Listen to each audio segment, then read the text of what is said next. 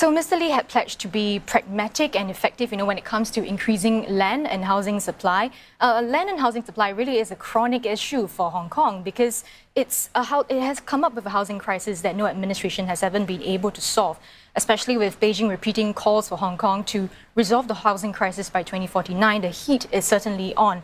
So, for instance, only 7% of developed land in Hong Kong is currently allocated for residential use, and an average wait time for public rental housing is at 6 years. So the government estimates show that Hong Kong needs around 3,000 hectares of land to fully meet the housing demand.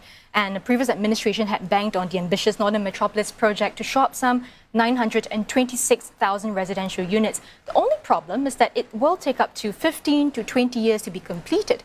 So in the meantime, the short-term solution that Mr. Lee is proposing would be this model called the light public housing model. Now that will show up some 30,000 housing units to be built in the coming years, and this will be targeted to applicants who are currently waiting for public rental housing, and they will be able to apply for earlier allocation, especially applicants who have families. They will be given priority.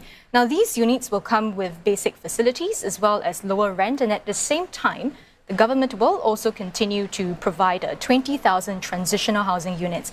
Now, taken together, these two models will increase the housing supply by around 50%. And the waiting time for public rental housing flat, Mr. Lee says that it will be kept at 6 years, but the government has plans to bring it down to 4.5 years within the next 4 years. So we are also going to be seeing a minimum size of these new subsidized flats. Now, they will be built at no smaller than 26 square meters. So quite exciting plans for housing going ahead.